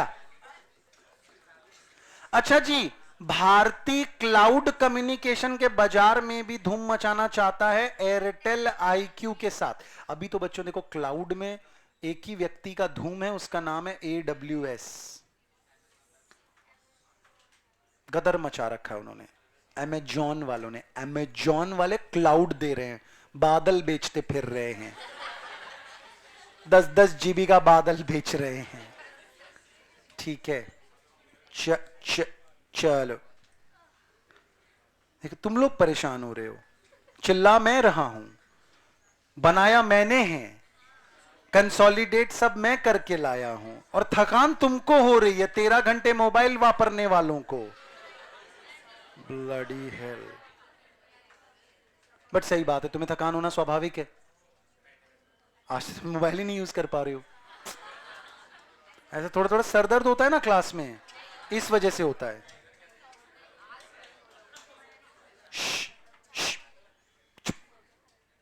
सरदर्द को बच्चों इजाजत नहीं होनी चाहिए आप तक पहुंचने की। It should not be bloody allowed. उसको बोलो आई एम बिजी, फुर्सत होगी तब आना तू। चलो बबलगम्स, लिसन। सर्विस एक्सपोर्ट, बाबू सर्विस एक्सपोर्ट का अपना पोटेंशियल देखिए। अप्रैल 21 से सितंबर 21 में 114 बिलियन उड़ा दिए हैं। मतलब जबरदस्त सर्विस अपने एक्सपोर्ट करते हैं। क्यों? क्योंकि अपना भीप्रो, इंफोसिस, टेक महिंद्रा सब यही तो कर रहे हैं, बाहर की कंट्री के लिए सर्विसेज बना रहे हैं। इलॉन मस्क की जो स्पेसएक्स नाम की कंपनी थी, उन्होंने बीटा वर्जन लॉन्च किया स्टारलिंक का। किसका? स्टारलिंक, स्पेस लिंक नहीं बोले बच्चों, स्टारलिंक। समझ गए? हा हा हा, very good, so nice. National digital communication policy के 3 उद्देश्य क्या हैं? कनेक्ट इंडिया, कि सबका इंटरनेट कनेक्टिविटी दे दो। प्रोपेल इंडिया, प्रोपेल करना मतलब बूस्ट करना, पुश करना। प्रोपेलर्स होते हैं ना प्लेन में, जहाज में, कि वो अच्छे से चल पाए। सिक्योर इंडिया, की जामतारा टाइप की हरकतें ना हो, फ्रॉड वरॉड ना हो, हैकिंग शैकिंग ना हो। नेशनल टूरिज्म पॉलिसी कह रही है कि भाई इंडिया को मस्ट सी डेस्टिनेशन के तौर पे डेवलप करना है, कि भाई इंडिया नहीं देखा तो कुछ नहीं देखा। Universal health policy, universal health policy क्या कह रही है बच्चों? की अफोर्डेबल कॉस्ट में क्वालिटी हेल्थ दिया जाए। अफोर्डेबल कॉस्ट में quality health. Life expectancy at birth को, बच्चों शांत हो जाइए प्लीज, मैं भी समझ रहा हूं 7 बज गए, लेकिन जो भी कुछ होगा तो अपने आप अपने को पता चल जाएगा। उससे पहले व्याकुल ना हो, ठीक है ना? जीवन का एकमात्र लक्ष्य भोजन का ना रखें। Increase, increase LEB, life expectancy at birth, life expectancy at birth to 70 years from 67.5। हम चाहते हैं कि 70 इयर्स का हमारा लाइफ एक्सपेक्टेंसी ऑफ बर्थ हो जाए। टोटल फर्टिलिटी रेट को कम करना चाहते हैं, कि बहुत ज्यादा फर्टिलिटी हो गई है। 2 करोड़ लोग हर साल पैदा होके बढ़ जा रहे हैं इंडिया में। इतना तो अच्छी अच्छी कंट्री का पॉपुलेशन नहीं होता जितना हम हर साल बढ़ जाते हैं। तो इसीलिए हम चाहते हैं कि दूसरा फर्टिलिटी को कम किया जाए, ठीक है? Reduce under 5 mortality to 23। 5 साल से कम उम्र में ही बच्चों की अगर डेथ हो जा रही है, उसको हम आंकड़े को 23 पे लेके आना चाहते हैं। नियोनेटल मॉर्टेलिटी, की बस पैदा होते ही बच्चे जो नहीं सरवाइव कर पाए उसको 16 पे लाना चाहते हैं। स्टिल बर्थ रेट को सिंगल डिजिट में लेके जाना चाहते हैं। स्टिल बर्थ रेट मतलब the child was born dead, ठीक है? For lack of any other better word, these are the words that we are using. Reduce premature mortality from cardiovascular diseases, की लोग जो हैं उम्र से पहले ही मर जा रहे हैं, हार्ट अटैक से, ब्लड प्रेशर से, है ना? कार्डियोवैस्कुलर डिजीजेस से मर जा रहे हैं भोले बच्चों। बात समझ में आई? कैंसर, डायबिटीज, इंडिया को diabetes capital of the world माना जाता है बाय द वे, ठीक है? और क्रॉनिक रेस्पिरेटरी डिजीजेस, यानी कि एस्थमा वगैरह की जो शिकायतें हैं, सांस लेने की शिकायत है, क्योंकि अपने यहां पे पोल्यूशन बहुत ज्यादा है। बच्चों प्लीज थोड़ा सा संयम बनाए रखो, थोड़ा सा, कुछ देर में सारी पीड़ा खत्म हो जाएगी, अच्छा महसूस करोगे फिर। Maintain a cure rate of more than 85% in new sputum positive patients for TB, की भाई जितने लोगों इससे डायग्नोज हो उनमें से 85% से ज्यादा लोगों का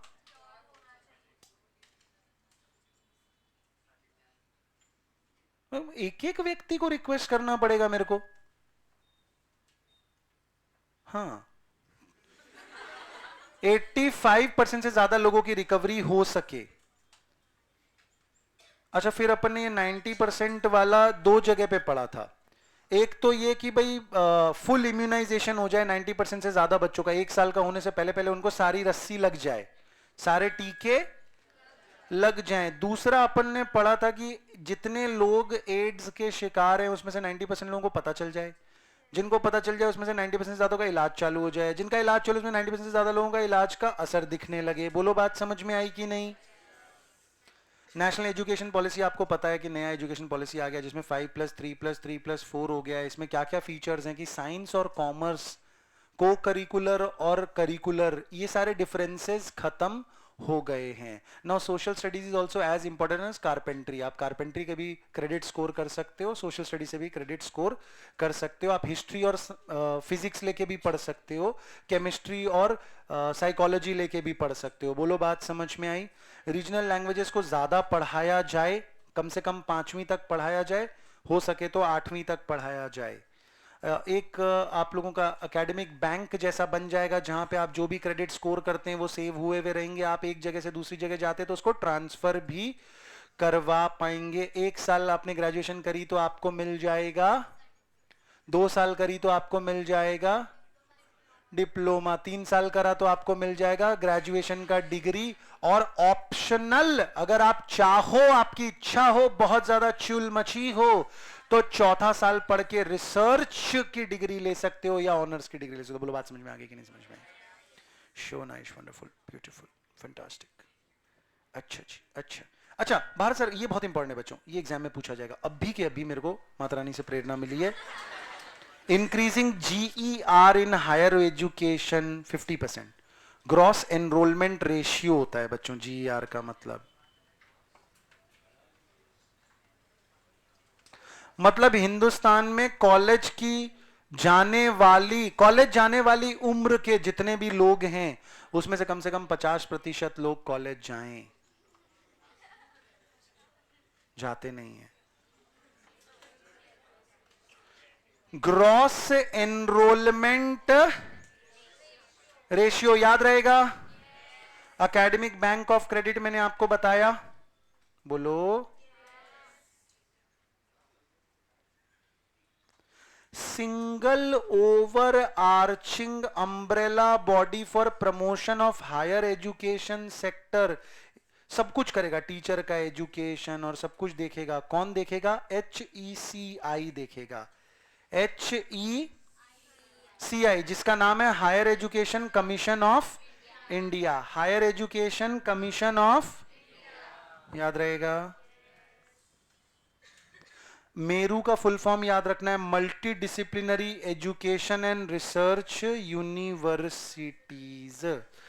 भारत सरकार को पता नहीं क्या चुल मची है, 7,000 करोड़ रुपए बोल रही है हम लोग खर्च करेंगे गांव गांव तक ब्रॉडबैंड पहुंचाने की।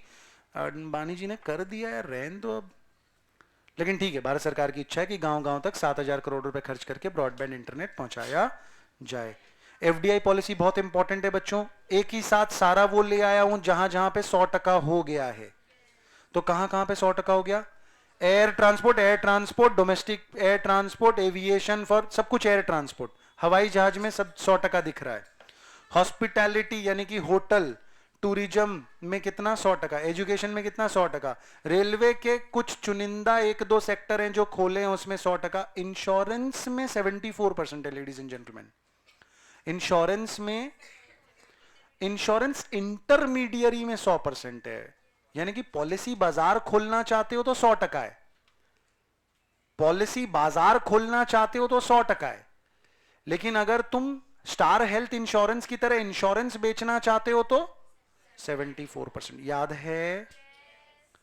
टेलीकॉम सेक्टर को भी 100% कर दिया गया है। टेलीकॉम सेक्टर को भी 100% कर दिया गया है। फंटास्टिक। यहां पे चाहो तो लिख लो, इंश्योरेंस में 74% है, इंटरमीडियरी में 100% है। बोलो बात समझ में आई कि नहीं? Indian government is planning to introduce a credit incentive programme worth 50,000 crore to boost health care infrastructure in the country. ठीक है, उतना इंपॉर्टेंट नहीं है। Ministry of electronics and information technology MeitY, MeitY की क्या इच्छा है कि डिजिटल इकोनॉमी कम से कम जीडीपी का 20% हो जाए। डिजिटल इकोनॉमी कम से कम जीडीपी का 20% हो जाए। नेशनल डिजिटल हेल्थ मिशन, अपन ने बात करी थी कि जैसे बाहर के देशों में क्या होता है यार, वो सोशल सिक्योरिटी नंबर होता है जिसके तहत आप इलाज करवा सकते हैं अपना, बच्चों को स्कूल की पढ़ाई मिल सकती है वगैरह। वैसे ही इंडिया में एक यूनिक हेल्थ आईडी क्रिएट करना चाहते हैं जिसके तहत हेल्थ केयर सबको एक्सेसिबल हो जाए, जो लोग कम पैसे वाले हैं उनको भी प्रॉपर हेल्थ केयर मिल सके। गवर्नमेंट ऑफ तमिलनाडु ने अनाउंस किया है नया इलेक्ट्रॉनिक्स और हार्डवेयर मैन्युफैक्चरिंग का पॉलिसी, जिसके तहत वो लोग जाना चाहते हैं अपने $100 बिलियन के आउटपुट को अचीव करना चाहते हैं कि भैया तमिलनाडु में 2025 तक $100 बिलियन का ये काम होने लग जाए। कौन सा काम होने लग जाए? इलेक्ट्रॉनिक और हार्डवेयर का मैन्युफैक्चरिंग होने लग जाए। कितने डॉलर का? $100 बिलियन। $100 बिलियन से 1 ट्रिलियन नहीं बनता, 1000 बिलियन से 1 ट्रिलियन बनता है, याद रखिएगा। ठीक है जी। इंडिया और ऑस्ट्रेलिया ने कोलैबोरेशन किया है 5G टेलीकॉम नेटवर्क का। अच्छा अच्छा, अब ये 5 ईयर प्लान्स हैं। छोटी छोटी चीजें याद रखने लायक थी, जैसे फर्स्ट 5 ईयर प्लान में क्या याद रखना था? अपना फोकस किस पे था? इसीलिए अपना 31% बजट किस पे लगा दिया? इसके नतीजे फायदा क्या हुआ कि फूड ग्रेन का प्रोडक्शन 36% बढ़ गया। सेकंड 5 ईयर प्लान में लेकिन हम औकात से बाहर निकले और हमने बोला कि हम इस बार इंडस्ट्रियलाइजेशन पे फोकस करेंगे और एग्रीकल्चर पे से 20% हमने कंट्रीब्यूट किया। हालांकि पुराने वाली मेहनत की वजह से हमारे को एग्रीकल्चर के फूड ग्रेन वगैरह में ग्रोथ तो मिल गई, लेकिन उसके बाद के सारे सालों में हम परेशान रहे। हमारे लाल बहादुर शास्त्री जी को आके हाथ जोड़ के कहना पड़ा कि भैया उपवास करो। तो ऐसा थोड़ी होता कि जिस 5 ईयर प्लान में आप कोई डिसीजन लेते हैं उसका इंपैक्ट आपको उसी 5 ईयर प्लान में दिखता है। फर्स्ट 5 ईयर प्लान में आपने जो फोकस किया था उसका फायदा आपको सेकंड 5 ईयर प्लान तक मिलता रहा, लेकिन सेकंड 5 ईयर प्लान में जो आपने गलती करी उसका नुकसान आपको आने वाले 2 प्लान में झेलना पड़ा। बोलो बात समझ में आई? थर्ड 5 ईयर प्लान में हमारा एक ही टारगेट था कि भैया कम से कम जितना खाना चाहिए उतना खाना हम लोग प्रोवाइड कर पाए, लेकिन ऐसा हो नहीं पा रहा था। Lal Bahadur Shastri appeal people to observe fast once a week. तो ये थर्ड 5 ईयर प्लान में जो चीजें हो रही है सेकंड 5 ईयर प्लान का नुकसान था, ये सेकंड 5 ईयर प्लान का नुकसान था। प्लस थर्ड 5 ईयर प्लान में और क्या क्या हुआ? तो भैया चाइना से लड़ाई हो गई, पाकिस्तान से लड़ाई हो गई, तो उसका नुकसान भी उठाना पड़ा। ग्रीन रेवोल्यूशन भी आया इसी दौरान और व्हाइट रेवोल्यूशन की भी कहीं ना कहीं यहाँ पे शुरुआत हुई। उसके बाद हमको पता चला कि 5 ईयर प्लान बनाना हमारी औकात के बाहर है, तो हमने क्या किया? 3 साल तक एनुअल प्लान बनाए, जहां पे हमारा टारगेट क्या था कि बस एक एक साल तक आगे चलते रहें, काफी है। तो ओइंग टू इंडोसाइनो, इंडोसाइनो मतलब India China war with Pakistan, droughts made us discontinue 5 year plan, और एग्रीकल्चर पे रिकॉर्ड हुआ 6 से 9% का एनुअल ग्रोथ। ये ग्रोथ क्यों आ गया? क्योंकि अपन ना ग्रीन रेवोल्यूशन स्टार्ट कर दिया था। मैंने आपको बताया था लाल बहादुर शास्त्री जी जबरदस्त आदमी थे। यूएस ने ड्रामा किया कि भाई हमारे पास तो कुछ नहीं है, कैसे भेजेंगे बीज, व्हीकल नहीं है, हवाई जहाज नहीं है, तो हमने एयर इंडिया के जहाज़ों को भेज दिया। ने बोला पैसेंजर प्लेन्स है, उसमें सीट वीट जहाँ जो मर जाए, जहाँ बोरा पूरा फेंक फेंक के जितना बीज ला सकते हो ले आओ, और उसके बाद से ग्रीन रेवोल्यूशन अपने यहाँ पे चालू हो गया। बोलो बात समझ में आई? फोर्थ 5 ईयर प्लान में व्हीट ग्रेन, अब जाके ग्रीन रेवोल्यूशन का पूरा इंपैक्ट दिखने लग गया था, तो व्हीट ग्रेन का प्रोडक्शन अच्छा बढ़ गया। Growth in rice, oil seeds और इनमें अभी भी कम था, लेकिन वीट में अच्छी ग्रोथ आ गई थी। ये तो आपने ग्रीन रेवोल्यूशन में भी पढ़ा है कि पहले वीट में अच्छी ग्रोथ आई, फिर राइस में आई, लेकिन फिर भी जो भी ग्रोथ आई थी वो लिमिटेड थी। पंजाब, वेस्टर्न यूपी, हरियाणा, बस यहीं पे आई थी। फिफ्थ 5 ईयर प्लान में कुछ याद रखने का काम नहीं है। ड्राई फार्मिंग को प्रोपोगेट किया जा रहा था कि भैया ऐसा काम करो जो बिना पानी या कम पानी के हो सके। सिक्स्थ 5 ईयर प्लान में भी कुछ खास चीजें याद रखने की नहीं है। सेवेंथ 5 ईयर प्लान में बोल रहे हैं अब जो ग्रोथ मिल रही थी धीरे धीरे कम होने लग गई। एग्रीकल्चर पे जो भी आप उखाड़ सकते थे शायद आपने ऑलरेडी उखाड़ लिया था। स्टैग्नेशन आ गया 8th 5 ईयर प्लान में भी। 9th 5 ईयर प्लान में भी कुछ ऐसा खास याद रहेगा नहीं अपने को। बस ये है कि नेशनल एग्रीकल्चरल पॉलिसी 2000 बनाया गया। 10th 5 ईयर प्लान, अब आप 10th 11 जहां पे भी देखोगे ना, एग्रीकल्चर का ग्रोथ रेट का टारगेट 4% ही दिखाई देगा आपको। ठीक है, बोलो। इसमें फोकस था sustainable management, development of rural infrastructure. Dissemination का मतलब स्प्रेड होता है बच्चों, spread of agriculture technology, credit flow to agricultural sector की भाई अभी भी किसानों को पैसा नहीं मिल पाया है तो उन तक पैसा पहुंचाया जा सके। और एग्रीकल्चरल मार्केटिंग के रिफॉर्म्स, यानी कि जो कृषि मंडियां थी, जिले स्तर पे जो मंडी थी उसमें बेहतर तरीके से काम हो सके, किसानों का कीमत अच्छा मिल सके अपने प्रोडक्ट का। 11th 5 ईयर प्लान में इंक्लूसिव ग्रोथ की बात करी। वापस देखो टारगेट कितना है, 4% है, दिखाई दे रहा है। तो मैंने आपको बताया था बार बार वही दिखाई देगा। NFSM national food security mission को लॉन्च किया गया।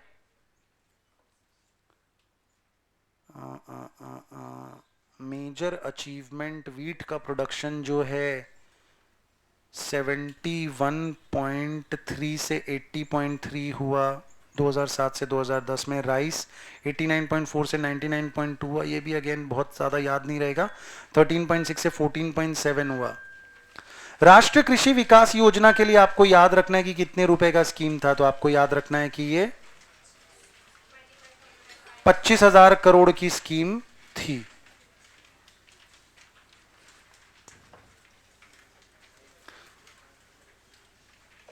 इसमें आप पल्सेस ज्यादा ग्रो करना चाहते थे, पाम ऑयल को प्रमोट करना चाहते थे, न्यूट्री सीरियल्स, ऐसा अनाज, ऐसा धान जिसका न्यूट्रिशन वैल्यू बहुत हाई है, और सैफरॉन मिशन बोले तो केसरिया।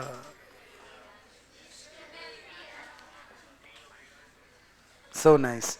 12th 5 ईयर प्लान में भी मैंने आपको क्या बोला था, सब जगह कितना टारगेट दिखाई देगा, 4%। यहां पे भी वही दिखाई दे रहा है, लेकिन आप देखो आप ग्रो कितना हुए, 1.6%। बताओ जरा, कैसा मजाक कर रहे हैं? ऐसा टारगेट लेके चलने का क्या मतलब है फिर?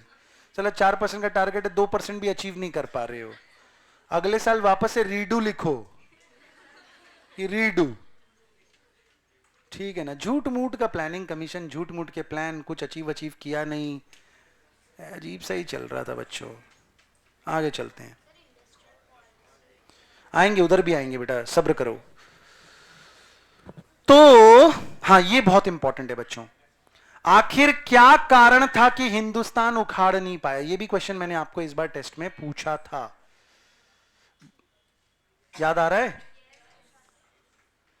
तो पहला था सेल्फ कॉम्प्लेसेंसी की। फर्स्ट वाले 5 ईयर प्लान में हमको 2 रोटी ज्यादा क्या मिल गई, हमने बोला अब काम करने की जरूरत नहीं, चिल मारेंगे, हमने काम ही नहीं किया। फिर ऐसे प्रोजेक्ट जो फटाफट रिजल्ट दे सकते थे उन पे फोकस करने की बजाय लाख करोड़ का प्रोजेक्ट, 50,000 करोड़ का प्रोजेक्ट जो 10 साल 15 साल 20 साल बाद रिजल्ट देगा, उस पे ज्यादा फोर्स किया गया, उस पे ज्यादा फोकस किया गया। अनप्रोडक्टिव एक्सपेंडिचर, रूरल क्रेडिट की कोई व्यवस्था नहीं करी गई, no provision for agricultural inputs, new farming techniques not enforce. हमने जोर नहीं दिया इस चीज पे कि हर किसान पे दबाव डाला जाए कि वो नई फार्मिंग टेक्निक्स को यूज करे। Lack of suitable price policy, शायद यही वाला आंसर था आपको टेस्ट में जब क्वेश्चन पूछा था, तो कि सूटेबल प्राइस पॉलिसी नहीं थी। अब जाके जो मिनिमम सपोर्ट प्राइस और ये सब काम गवर्नमेंट करने लगी है, पहले ये सब गवर्नमेंट नहीं कर रही थी। मोराल निग्लेक्ट किया गया कि मनोबल ही टूट गया, किसान को ऐसा हो गया कुछ होने वाला तो है नहीं, लोग खुदकुशियां कर रहे हैं। आए साल आप सुनते हैं कि विदर्भ के किसानों ने खुदकुशी कर ली, तो किसान को ऐसा लगे कि हमारे कोई सुनने वाला नहीं है। और सबसे बड़ा ये अनरियलिस्टिक प्लानिंग, झूठ मूठ की प्लानिंग है जिनका कोई सेंस ही नहीं। 4% ग्रो कर रहे हैं 1.6% पे। डीले इन लैंड रिफॉर्म्स की, कहने को जमींदारी सिस्टम वगैरह बंद हो गया था, लेकिन आज भी इंडिया में जो ओनर है वो खेती कर नहीं रहा है, जो खेती कर रहा है वो ओनर नहीं है। और जब तक ये दोनों चीजें सुधरेगी नहीं तब तक आपका एग्रीकल्चर बढ़िया हो ही नहीं सकता। क्यों? वो अपना लैंड समझ के खेती नहीं कर रहा है, बंजर होए तो होए, मेरे को तो इस साल रहेगा, अगले साल मेरे को पता भी नहीं कि मेरे को ये खेत मिलेगा कि नहीं मिलेगा। और जिसका खेत है उसको भी पता है कि भैया कुछ भी हो, करने वाला तो कोई और ही है, मेरे को तो उतना ध्यान रखने का टाइम भी नहीं है, तो वो भी खर्चा करते हैं, ये रहा तेरे को जो करना है कर, मैं अपनी तरफ से कोई पैसा नहीं डालूंगा। तो उस चक्कर में जमीन जो है उसका उपजाऊ नहीं रह पा रही है। आप अगर खुद मेहनत करते हो बंजर जमीन को भी उपजाऊ बना सकते हो, और ध्यान नहीं देते हो तो उपजाऊ जमीन भी बंजर बन सकती है। बोलो बात समझ में आई कि नहीं? जैसे यहाँ पे आप लोग आते हो, अभी चॉकलेट वॉकलेट खा के आपने सबने फेंक दिया होगा इधर नीचे सारे रैपर। खुद का घर होता तो थोड़ी करते ऐसा, क्योंकि आपको लगता है अपना थोड़ी है, फेंको। लेकिन कल जब आप आओगे तो मुझे तो साफ करवा के रखना पड़ेगा ना, क्योंकि मुझे तो अपना लगता है।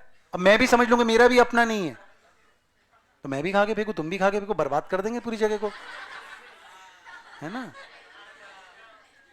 चलो इंडस्ट्रियल पॉलिसी की बात करते हैं देवी और सज्जनों। पहला जब इंडस्ट्रियल पॉलिसी बना तो गवर्नमेंट का क्या स्टैंड था? हर चीज का जिम्मेदारी किसको दिया? गवर्नमेंट करेगी सब कुछ, पब्लिक सेक्टर करेगा। বাইরে স্যার, এখানে কিছু না। হ্যাঁ, যদি বন্ধ আছে নিচে পাঠিয়ে দাও। হ্যাঁ, এখানে করে দাও, ঠিক আছে। হ্যাঁ,